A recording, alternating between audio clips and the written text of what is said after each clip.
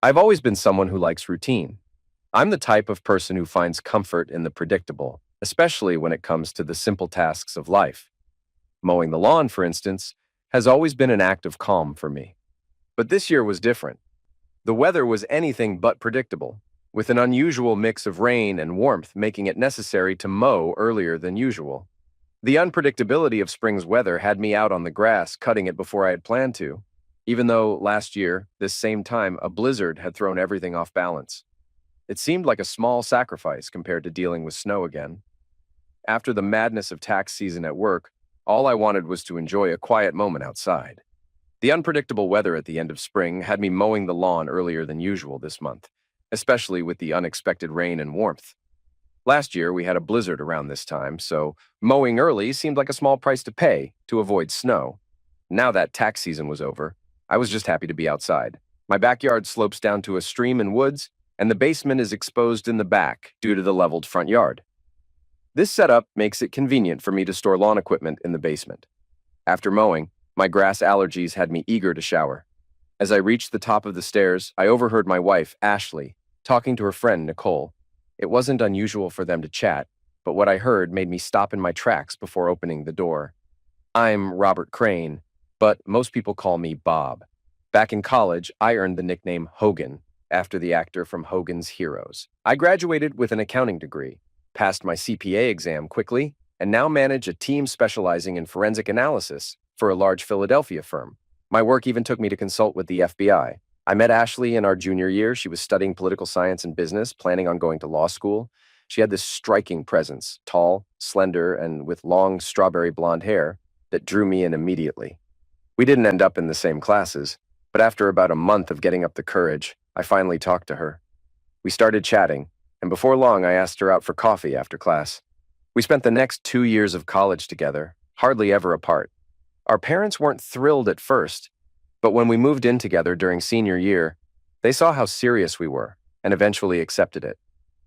After graduation, I landed a great job at a top public accounting firm in Philly, and Ashley was accepted into Penn's law school. We decided to stay in our student apartment while I worked on my MBA, which my company covered. My commute was via SEPTA, so I didn't need a car, saving money. 3 years later, after Ashley graduated, I proposed during her celebration dinner at Morton's Steakhouse in Rittenhouse Square. We were married 6 months after that. Ashley began working as a deputy district attorney in Bucks County, so we bought a house in Doylestown where the courthouse was and the regional rail line ended. This made it easy for me to take the train to work every day, even though the commute was long, 80 minutes one way. It was still better than dealing with Philly traffic. The house was a great starter home. It had 3 bedrooms, one for an office, where I could work from home occasionally, and another for Ashley's legal work. The third was our master bedroom. The location was also convenient because it was close to her parents' house, which she said would be helpful when we had kids. Ashley and I had talked about having children since college, but we agreed to wait until she was more settled in her career. Now that we were both ready, we decided to stop her birth control and start trying for a baby. I couldn't have been happier. But just as I was about to go inside, I overheard a conversation that made my world come crashing down. Ashley was telling Nicole that she was ending her affair with Paul Evans, her boss at the DA's office. Paul was a widower in his 40s, a political figure with big ambitions. I had no idea about the affair, but as Ashley continued, it became clear how deeply involved she had been with Paul, using him for his political influence and power. The shock of hearing this, especially as Ashley expressed her commitment to me and our plans for a family, left me frozen in place. It hit me hard to realize how much I had been kept in the dark about her actions. The conversation made me question everything, from the trust in our relationship to the reality of what I thought we had. I was on the edge, fighting the urge to confront Ashley immediately, to scream, or to destroy everything in sight. But my body felt frozen, unable to move while my mind raced, processing what I had overheard. Ashley had been having an affair, but she claimed she was ending it to focus on our family and the baby. It was almost too much to bear, the betrayal tearing at me, yet I knew I had to step back and think clearly before acting. Trying to act normal, I made a loud noise on the stairs as though I was coming up. When I entered the kitchen, Ashley and her friend Nicole were sitting at the table with their tea. I forced myself to appear unaffected, wiping my tears and telling Ashley it was just allergies. She seemed concerned, asking if I was okay, but I couldn't bring myself to explain the turmoil inside me. I simply headed upstairs, needing time to process everything. The next morning, I left early, claiming I had an early meeting. The night before, I had used my allergies as an excuse to retreat to bed early, overwhelmed with the emotions I couldn't control. As I rode the train into work, I couldn't stop replaying the conversation I had overheard. Ashley had admitted to the affair, but reassured me she was ending it for good. She said she wanted to focus on our future, on the baby we were planning. Some might say I should be relieved. After all, she claimed she was coming back to me, to be a good wife and mother. But deep down, I couldn't shake the feeling that it could happen again once the kids were older, or if things got difficult between us. Would she have another just a fling affair? And if so, what would that mean for us? The thought of divorce crossed my mind. If Ashley did this again, it would tear our family apart. She'd likely get custody of the kids, and I'd be left paying hefty child support and alimony. As a CPA, I knew how this would play out. The financial burden would be devastating, and my career would be impacted. It was hard to imagine getting a new job with poor credit. The idea of leaving and starting fresh sounded appealing at first, but I realized that it wasn't practical. We couldn't afford to sell the house easily, and if we didn't, foreclosure would destroy both of our credit scores. So, I knew I had to wait for solid proof before making any decisions. I needed something I could use to confront her, something concrete that would make it clear I wasn't just imagining things. 3 days passed, and I was still struggling to find any hard evidence. I had gone through Ashley's personal laptop, checking for anything suspicious. There were no hidden emails, no secret accounts, no receipts, no provocative lingerie tucked away. Everything seemed clean, almost too clean. It didn't add up. Then, Ashley called me at work, casually mentioning that we were invited to a party at Paul Evans' house on Friday night. I assumed it was an event for his Senate campaign, but part of me felt like it was just another opportunity for her to spend time with him. Despite my desire to confront him about what I'd heard, I knew it would be pointless without proof. When we arrived at Paul's house on Friday evening, I was struck by the grandeur of it. His large home near Washington Crossing sat on a small horse farm, and the backyard had been transformed with a tent for the event. Paul stood at the head of the receiving line, acting as if he were royalty. As a widower, he didn't have a wife to host, so his daughter, young, about 21, helped him greet guests. As we approached, Paul greeted Ashley warmly with a broad smile. "Ashley, you made it! How wonderful!" He kissed her on the cheek, then turned to me. "Robert, great to see you again. I'd be lost without your wife, but I hear you'll need to let her go soon as you start expanding the family." He laughed at his own joke. "Just make sure to return her to me when you're done. No hard feelings." His comment was dripping with smugness, and Ashley blushed slightly, but I could tell it wasn't out of modesty. I was boiling inside, barely able to hold back. I managed to keep my composure, replying in a neutral tone, "I'm not sure what the future holds." My voice was flat, devoid of warmth, much like how I would present audit results. Professional but detached. Paul's face went pale for a split second, and Ashley nudged me, whispering about how rude I was being. But I didn't care. I had seen through him, and his reaction told me everything I needed to know. He knew I was onto him, and I had finally started to see the full extent of what had been going on. He quickly moved on to greet the next guests, leaving us with his daughter, but I could tell the tension was palpable. My mind was spinning with what I'd learned in that brief interaction, but I held my ground. I wasn't ready to confront Ashley yet. I still needed more to go on. But I knew the pieces were finally falling into place. Despite my simmering anger, I couldn't help but notice Barbara Evans. She was striking, with dark red hair and a radiant smile that reminded me of a young Maureen O'Hara.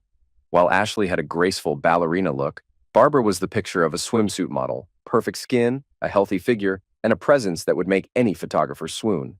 She was every bit the beauty expected of a political family's daughter. Paul Evans had cultivated the image of the ideal politician, the wise statesman with a saintly deceased wife and a perfect daughter.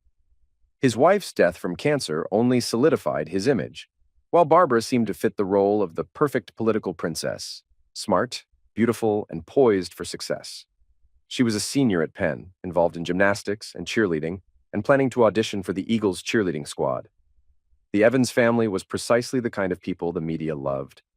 Barbara greeted me with unexpected enthusiasm, her embrace lingering longer than I'd anticipated. I was stunned, trying to act polite, but my thoughts raced. First, she hadn't acknowledged Ashley at all. Second, what was she talking about with all these parties? As Ashley stepped in to greet Barbara, I was left with more questions than answers. After I grabbed a drink for Ashley, I couldn't hold it in anymore and asked about the parties Barbara mentioned. Ashley casually dismissed it, explaining that Paul often held team meetings at his house under the guise of work. Apparently, Barbara had been around when these meetings took place, but Ashley reassured me there was nothing more to it. I wasn't so sure. The more I thought about it, the clearer it became that Paul was using his home for more than just business meetings. It was convenient, no hotel rooms, no records, just a perfect cover. The affair was happening under my nose. I asked if Barbara attended these meetings, but Ashley waved it off, insisting Barbara was just joking. We moved on, but I couldn't shake the feeling that something wasn't right. For the next hour, Ashley stayed close, and we mingled with her coworkers.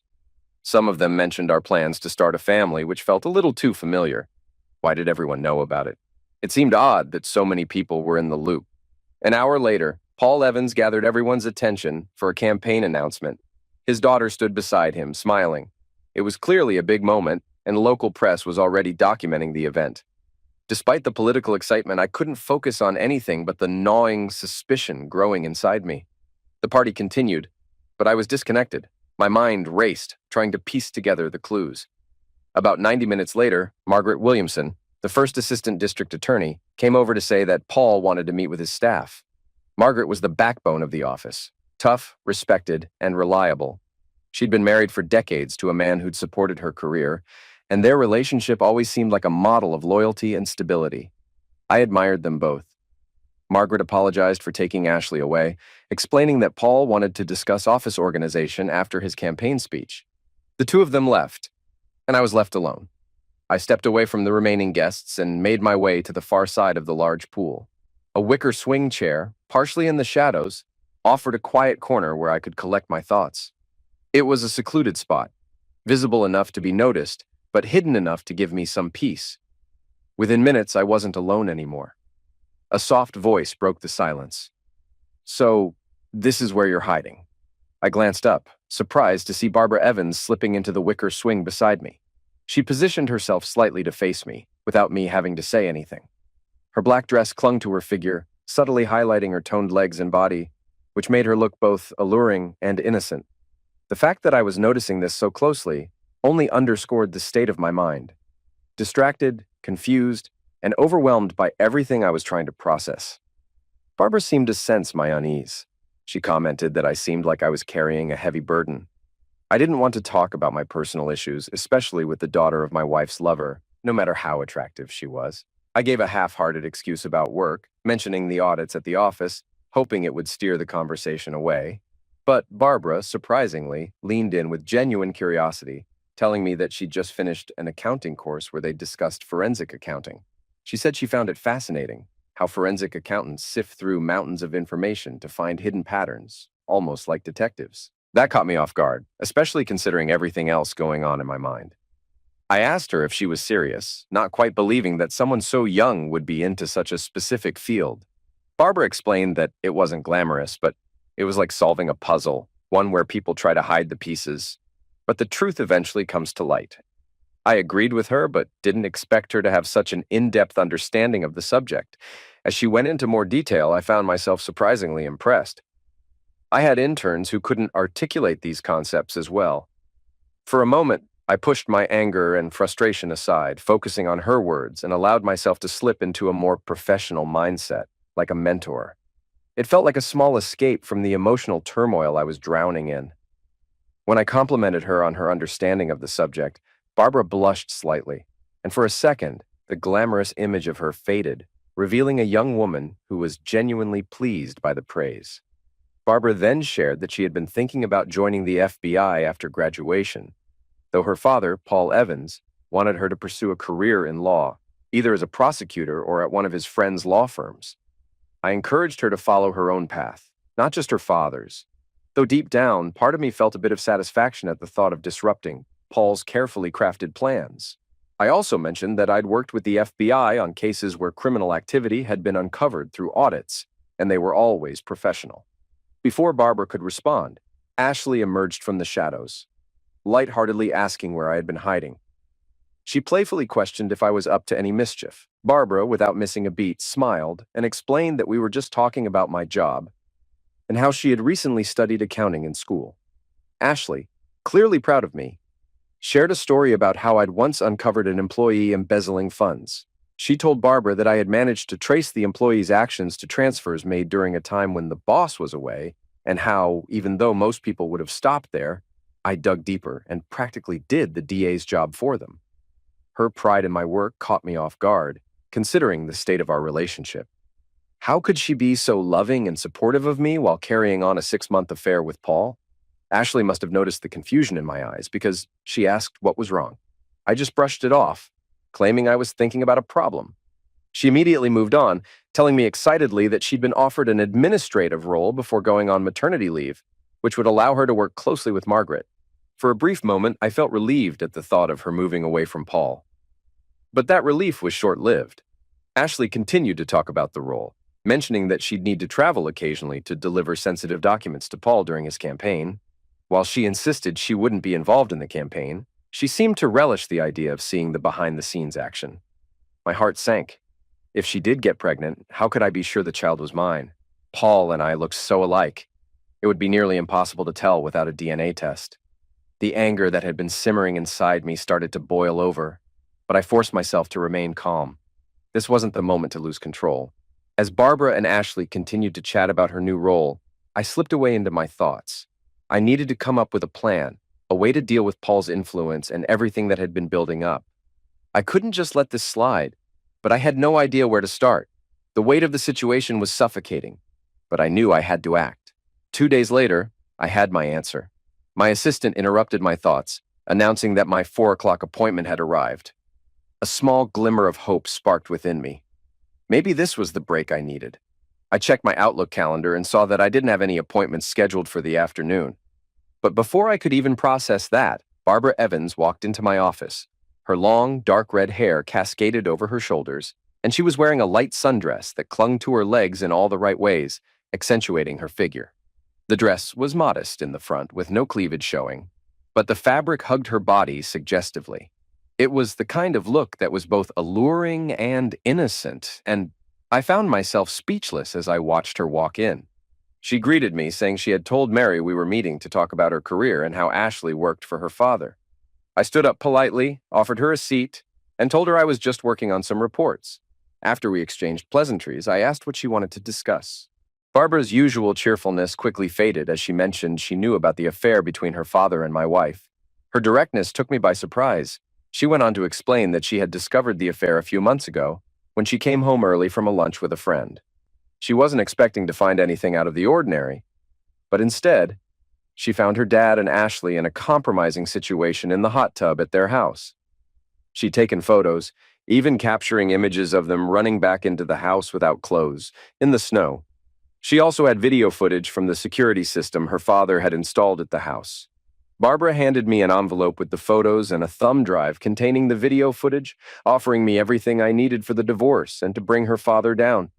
I was taken aback by her gesture and immediately asked why she was doing this. Her answer was simple. She hated her father more than I ever could. Her eyes darkened with anger as she explained her background. She told me how her father had met her mother when she was a college student, and he was a rookie lawyer in Philadelphia.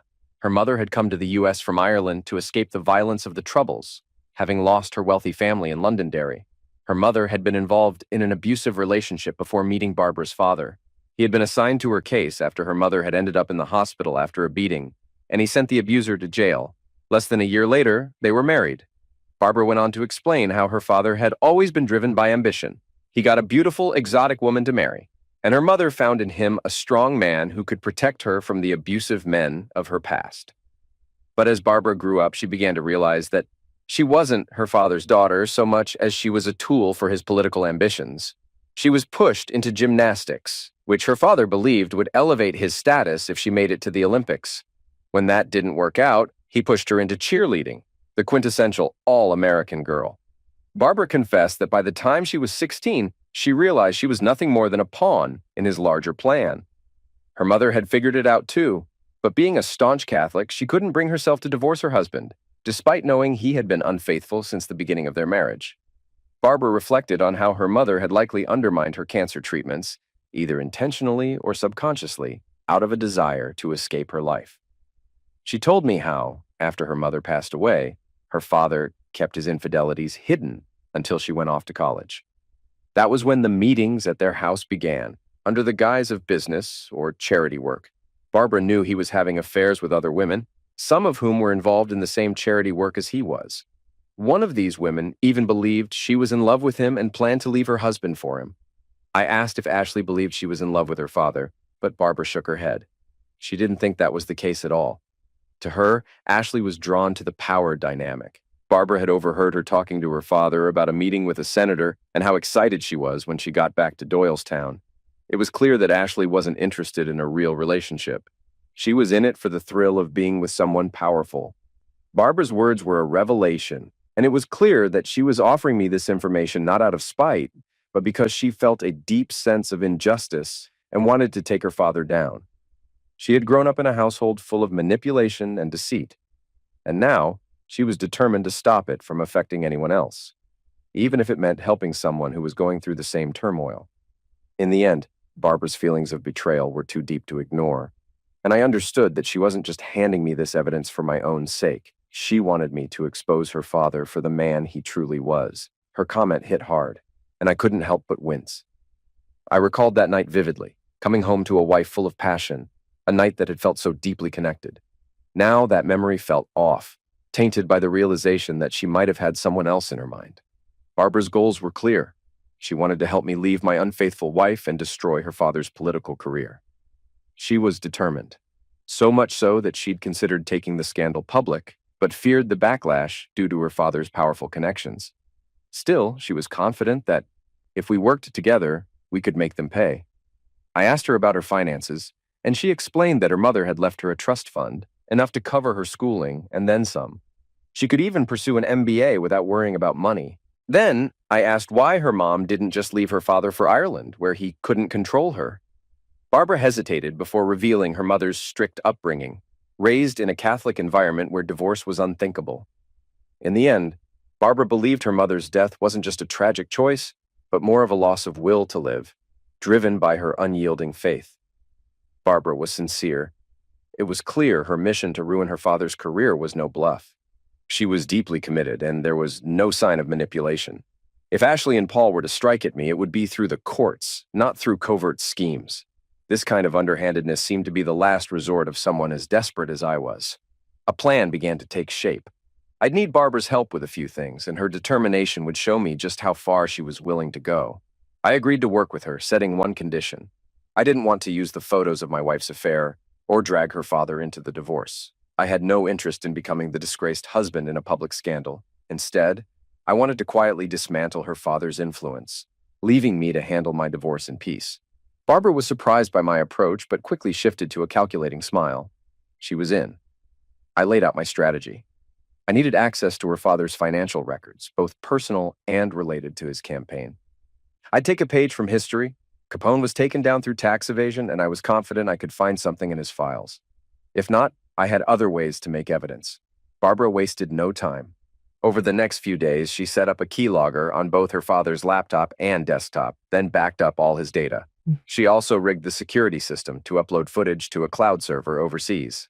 Conveniently, her father had installed cameras throughout his house. As for me, I didn't feel the need to spy on Ashley. I already had all the proof I needed, but I did set up a GPS tracker on her car, one of those for parents keeping an eye on their kids.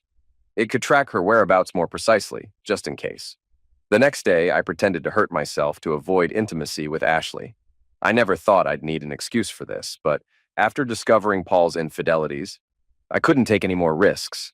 I scheduled an appointment for STD tests, though nothing showed up at first. Some things, like HIV, can take months to detect. Ashley left for a business trip to Pittsburgh, eager to meet with Paul. She was excited, especially since I had kept her waiting. Some might have done something petty, but I was too emotionally torn. I couldn't bring myself to trust her again, and even the thought of being close to her felt unbearable. By Thursday morning, she was packed and ready. I watched her as she dropped her bag by the door, then came up behind me. She wrapped her arms around me, whispering that she'd be back Sunday and we'd get started on trying for a baby. Her words hit me, mixing nostalgia and pain. I forced a smile, assuring her I'd keep icing my injury so I'd be ready when she got back. She sighed, wishing she didn't have to leave. You could always tell Evans something came up, I said, the words slipping out before I could stop them. She caught the hint in my voice. "What's your deal with Paul?" she asked, sounding taken aback. I shrugged, keeping my cool. "Honestly, I just don't trust guys like him," I replied. "They think they're untouchable. Like that mayor in South Carolina who got caught embezzling and sleeping around. He was all powerful until he wasn't. Now he's in federal prison, and everyone involved is paying the price. Evans gives me the same vibe. He's not going to stay on top for long, and when his bubble bursts, everyone around him will get caught in the fallout." Ashley was taken aback by my accusation about Paul. While I had often expressed my distrust of shady figures, I had never connected Paul to any of them. Maybe I shouldn't have spoken up, but I couldn't help it. It felt good to vent. Despite the end of our marriage, I still felt it was my responsibility to warn her. Even though trust was gone, I still cared for her. She quickly dismissed my claims, clearly upset. Her response was defensive, and her insistence that Paul was a good man didn't carry the conviction it once might have. Just then, the sound of a car horn interrupted us. Paul had arrived. Ashley's frustration was palpable. She shot me an irritated look, but it softened quickly, replaced by an expression that seemed to blend regret and fear. After a brief exchange, she mentioned that she would be gone for the next 4 days and promised we'd talk when she returned. She kissed me passionately before walking out, whispering that she loved me. I returned her words, but knew things were different now. I left for the city soon after, heading to a meeting with Barbara and the FBI. We had gathered enough evidence to move forward with the investigation. At Barbara's apartment, we pored over the documents she had taken from her father's computer. We quickly realized that Paul's methods of embezzlement were clever, but not foolproof. He had hidden about $2 million in an offshore account, but the records didn't clarify whether the funds were still there. Most of the money had come from small donors who wouldn't typically attract IRS scrutiny. But what stood out was that many of these donors were from out of state, which was odd for a county DA's campaign. Further investigation revealed that some of these donors were tied to cases where charges were mysteriously dropped or plea deals were unusually lenient. Barbara's discovery was even more shocking. She uncovered that Paul had fathered 2 children outside of his marriage, one with a staff member 3 years before his wife's death, and the other with an 18-year-old volunteer shortly after his wife passed away. To support these women and their children, Paul had funneled $2,000 a month to each, disguised as payments for poll research consultants, all through campaign funds. Barbara was furious, and her anger nearly destroyed her apartment. By the time Ashley and Paul had left, Barbara and I had thoroughly reviewed all the documents. While we still had a few lingering questions, we had enough to move forward. I documented everything and arranged a meeting with Gary, a senior FBI agent I had worked with in the past. Barbara's story for Gary was that after completing a forensic accounting class, she had become curious about real-world financial records. She decided to review her father's files and, when she found discrepancies, reached out to me for help. Gary, a seasoned agent, didn't question our version of events. He knew he had a goldmine of a case, a corrupt DA running for Senate. This could make his career. After the meeting, Barbara and I parted ways. She headed back to her apartment for class, while I walked to 30th Street Station to catch my train home. I considered leaving before Ashley returned, but Gary had assured me that the case would move quickly. He promised to subpoena Paul's records by Wednesday, and once the investigation became public, Paul's influence would start to erode as people turned on him. While on the train, Ashley called. She told me she wouldn't be back to her room until late because of a dinner with Paul. I suspected she had no intention of returning to her room at all. When she noticed I was distracted, I downplayed it, telling her I'd just had a meeting with the FBI and couldn't share details yet. She seemed concerned and pointed out that I sounded affected by the situation. I explained that the case was going to be a mess and would likely make national headlines when it broke. She pressed for more details, but I kept it vague, mentioning corruption, bribes, money laundering, scandals, and even a few children involved. Ashley was curious and asked if the case involved someone she knew, but I refused to say more. I claimed that revealing too much would upset the FBI. She teased me about being no fun, assuring me that my secret was safe with her before hanging up. The investigation was on track, and I knew that in the next few days, everything would begin to unfold. When I got home, the full weight of my situation hit me like a ton of bricks. My marriage was over. 10 years of shared history, love, and companionship now gone. I never imagined I'd find myself single again, yet here I was. I sank into the couch, watching the sun set outside, feeling like I was watching my life slip through my fingers. Hours passed in stillness. the fading light a mirror of my inner emptiness. By Saturday afternoon, I finally snapped out of my funk. I knew I'd allowed myself enough time to wallow, but I couldn't stay stuck forever. As I mowed the lawn, a BMW convertible rolled into the driveway. I stopped the mower, eyes fixed on Barbara as she stepped out of the car. The first thing I noticed were her long legs, toned and pale, swinging out from the driver's seat. Her sandals, with thin cords wrapped up her calves, gave off an ancient Greek vibe. As she stood, her legs flexed, showcasing the strength and grace of her body. She wore a white dress that hugged her figure like a toga, stopping just above mid-thigh with delicate lace trimming that teased glimpses of her upper thighs. The sheer, silky material clung to her form, revealing a top underneath. Her bare arms, dotted with freckles, were exposed, and the dress draped over one shoulder, leaving the other completely bare. Her red hair cascaded in waves down her back, and it was her eyes, gray-green and full of depth, that caught me the most, followed by her soft, knowing smile. I shut off the mower and greeted her, somewhat distracted by the unexpected arrival. Barbara wasted no time with pleasantries, commenting on my better-than-expected condition, teasing that she'd expected to find me in a darker state. I chuckled, remembering how low I had felt the night before. I explained I'd met with a lawyer earlier in the week, and while the divorce paperwork would be ready soon, I had planned a business trip to Austin on Tuesday. It would keep me occupied for a few weeks. As much as I hated to admit it, staying away from home seemed like the only escape, especially as the fallout of my marriage loomed. Barbara gave me a knowing look, understanding that my departure would also cast a shadow on her, as the daughter of the man who had been part of the unraveling. She smiled at my forward planning, offering praise in a way that felt almost too familiar. Her next words surprised me as she outlined her own plans. She wanted to help me wrap up the work at home, then spend time together at her place. Her suggestion was direct and enthusiastic. The idea of relaxing with her, especially knowing how stunning she looked, was hard to resist. She even promised a swimsuit that she knew I would love. Her upbeat energy was infectious, reminding me of how much I needed a distraction. I hesitated for a moment, still processing the end of my marriage. Barbara quickly countered my concerns, suggesting I needed to let off steam before I reached my breaking point. She reminded me that what was good for the goose was good for the gander, her playful tone breaking through my resistance. I couldn't help but laugh at her boldness. Then, as if scripted by fate, we ran into Nicole. After finishing up the yard work, I freshened up, and Barbara and I went out for a late lunch at a nearby restaurant. Though I wasn't in the mood for anything too close or personal, leaving the house felt like the right choice. Barbara's presence and her undeniable charm made the idea of dining out far more appealing than staying home alone. As we arrived, I saw Nicole's car parked outside. The sight of it hit me harder than I expected. I'd always thought it was tacky how she decorated her Mustang with OBX and Jersey Shore stickers, but now it just felt like a painful reminder of everything that had gone wrong. In a split-second decision, I did something I wouldn't usually do.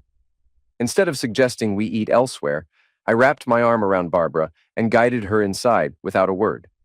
I made a quick arrangement with the host to seat us at a table that was somewhat secluded, but still had a view of the restrooms. I positioned Barbara with her back to the room and took a seat beside her. She smiled when I took her hand. Her curiosity piqued by the sudden change in behavior. Barbara teased me, asking what prompted the shift. I explained the situation, mentioning that Nicole's car outside was a reminder of my wife's betrayal, particularly with Nicole herself. Barbara burst out laughing, clearly finding the irony amusing. She teased me further, calling herself the other woman, and leaned in to give me a soft, lingering kiss, gentle but promising something more. The food arrived, and for the first time in days, I was actually enjoying myself. As I sat there with Barbara, the weight of my situation seemed to fade into the background. Her sharp humor had me laughing harder than I had in a long time. She had an uncanny way of making even accounting sound scandalous. During our conversation, I spotted Nicole walking by, and I pointed her out to Barbara. Barbara's reaction was instant. A playful grin spread across her face as she leaned in to kiss me again. My hand moved beneath the table, grazing her leg. Her skin was soft, but there was a firmness to her muscles that caught my attention. The sensation was electric. I could feel the heat of her body as my hand drifted, guided by a mix of instinct and desire. But before the moment could deepen, Nicole's loud voice cut through the air. She demanded to know what I was doing, her voice full of disbelief and anger. Her words carried, and I was sure the entire restaurant heard her. I pulled away from Barbara and turned to face Nicole. I shrugged off her harsh tone, replying that I was simply enjoying some time before Ashley and I settled down to start a family. I told her to lower her voice as people were still eating. Nicole stared, stunned by my response. I explained that Ashley had been doing the same thing, cheating for months, probably with her boss, and that I figured it was only fair to have some fun with the boss's daughter. Nicole looked like she might faint, and Barbara started to laugh. I squeezed her hand to quiet her, but I forgot where my hand was, and her laugh quickly morphed into a soft, pleased moan. Nicole stammered, asking if I knew about Ashley's affairs. I smirked and told her I was supposed to be the clueless, loyal husband, while Ashley had her fun with someone I thought was a good friend. I dropped the truth with a bitter edge, and Nicole flinched as the words hit their mark. I added that if Ashley could have her fling before we settled down, why was Nicole upset about my actions? Nicole looked horrified, and I could see her breaking inside. It was then that I pushed further, asking if she knew about Ashley's previous affair before we got married. I guessed that she might be rattled enough to confirm what I had suspected all along. She didn't disappoint. Her shock was evident as she asked if I knew about it, and I casually replied, "Not until now, but thanks for confirming." Nicole's face drained of color. I told her to leave. Without a word, she got up and stormed out of the restaurant, her departure followed by the sound of her car engine starting. Barbara let out a chuckle, her amusement clear. She mentioned she had hoped Nicole would stick around longer, and I couldn't help but smile. She also pointed out that Nicole was likely already calling Ashley, and I agreed, predicting that my phone would ring in just a few minutes. I estimated it would take Ashley hours to drive back from Pittsburgh, which meant we had plenty of time for dessert. I told Barbara I wouldn't be able to see her in the bikini she'd promised, but she laughed, saying we could definitely reschedule. With a flirtatious smile, Barbara leaned in, whispering that her semester would end soon and that she had always wanted to visit Austin. Before I could respond, her lips were on my ear, sending a wave of heat through me. And things went south quickly after that. Ashley started calling barely 10 minutes after Nicole had left the restaurant. I listened to her voicemails, each one angrier and more frantic than the last. It almost made me laugh, but I couldn't bring myself to. After an hour of her constant messages and texts, I decided to block her number. I knew she'd try to reach me from a different phone, but with her driving back from Pittsburgh, it wouldn't be easy. I packed up my things, not just the essentials for Austin, but everything I owned, and left my house. I wasn't sure when or if I'd ever return. A hotel near the Philly airport became my temporary base while I arranged for my belongings to go into storage and searched for a new place. Barbara and I stayed in touch. She was staying with a friend, trying to dodge her father's angry calls. I moved my flight to Austin up a day and left Monday morning, eager to put some distance between me and everything that had unraveled in my life. Ashley's calls kept coming, this time from different numbers. Her messages ranged from tearful pleas to accusations of ruining her career. Nicole's outburst had caused a stir, and someone had posted a detailed account on a blog, identifying Barbara and me as the key players in the drama. The mention of Ashley's affair with Paul was included, along with the fact that they had spent the weekend together in Pittsburgh. The local political scene was buzzing, and I could already feel the fallout coming. I avoided the Philly news for the rest of the week, but by Friday, I received an email from Margaret, a senior manager at the DA's office in Doylestown. She expressed her apologies for the chaos, admitting that she knew Paul was seeing two women outside the office but was unaware of Ashley's involvement. She also gave me credit for using legal means to get back at a lawyer. It seemed things were only beginning to unravel. Margaret updated me that Paul had been at the DA's office on Monday morning, attempting to minimize the damage and deny any responsibility for his actions. He claimed that his daughter's rebellion was simply a response to having a cheating husband. Then, on Tuesday, Ashley received divorce papers, citing adultery.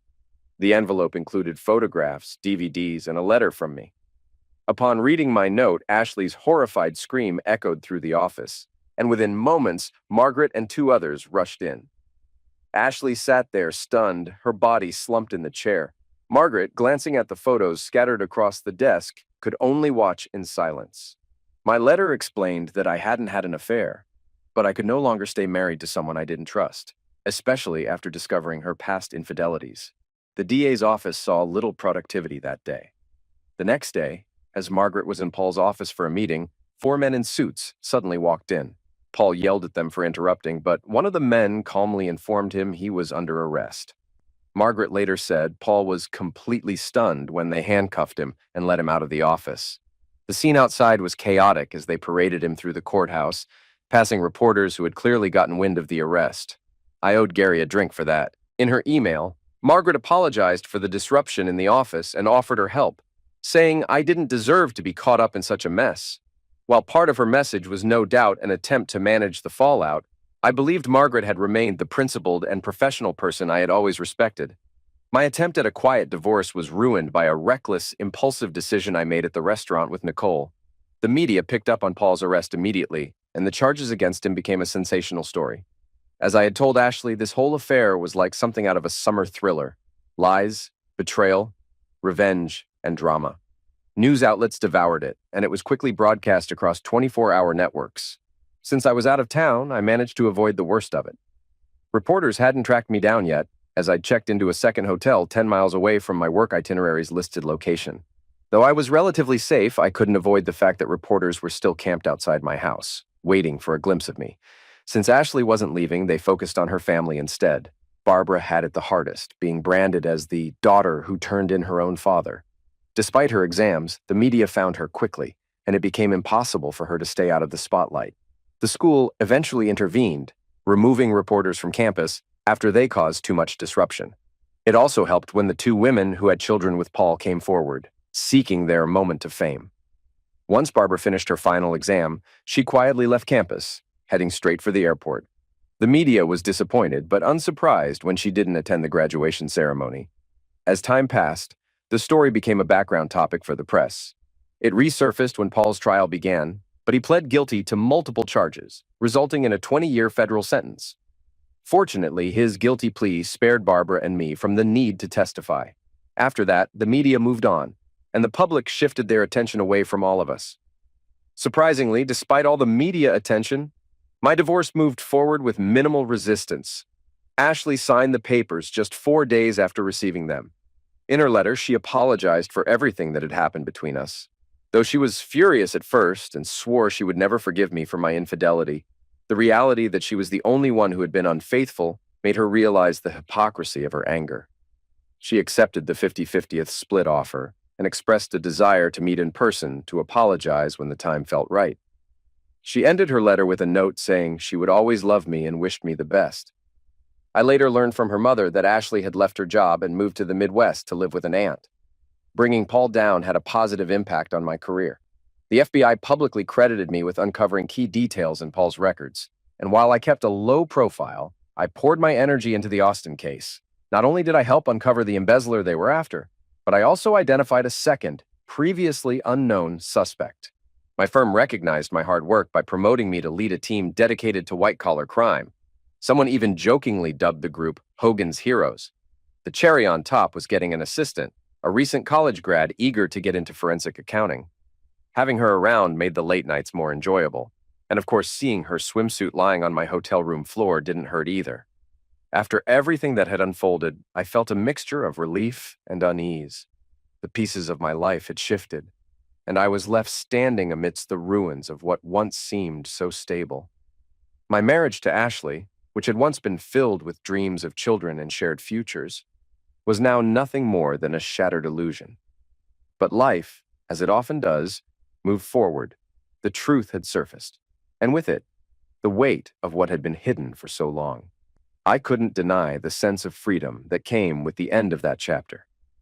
The burden I had carried for so long, the weight of betrayal and deceit, had been lifted, even though it had taken a scandal of this magnitude to bring it to light.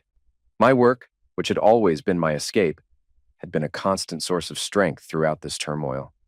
The promotion at the firm felt like a small victory in the grand scheme of things, but it was a reminder that my career, my own integrity, was something that no one could take away from me. The FBI's recognition, though unexpected, only added to the growing sense that I was reclaiming control over my life. But there was no denying that things had changed. I had become someone who had been tested in ways I never imagined. I'd learned about betrayal not just in the sense of a marriage, but in the way the world around me could deceive and disguise itself. Paul Evans, the once pristine political figure, was now behind bars, a cautionary tale of how power could corrupt. Barbara, too, had taken her own stand, choosing to help me expose the man who had shaped her life so ruthlessly. Yet, even as the dust settled, I couldn't help but feel a lingering question: what had I become in this process? I had started as a man with a simple desire for a family, for stability. But now I was something else. Someone who had been pushed to the edge, forced to confront the darkness in the people closest to me. In a way, Barbara's presence in my life became a strange comfort. She was the embodiment of a life I didn't plan for. One where passion and betrayal intertwined, where everything seemed to be on the edge of unraveling at any given moment. And yet, through it all, we had both managed to find a strange kind of clarity in each other. We had witnessed the fall of two powerful figures, Ashley and Paul, and in doing so, we had discovered something we could never have expected, a bond forged in the flames of our shared betrayal. I didn't know what the future held. Maybe I would go to Austin and find the peace I so desperately needed. Maybe the media attention would die down, and I could finally put my past behind me. But a part of me realized that I would never be the same person again. The experiences I'd lived through, of discovery, of heartbreak, of revenge, had left their mark on me, reshaping who I was. As I looked ahead, I realized that it wasn't just about surviving the storm. It was about learning to live with the changes it brought. Whatever came next, I was ready for it. No longer tied to the past, I would move forward, not as a man broken by betrayal, but as one who had been reborn from it.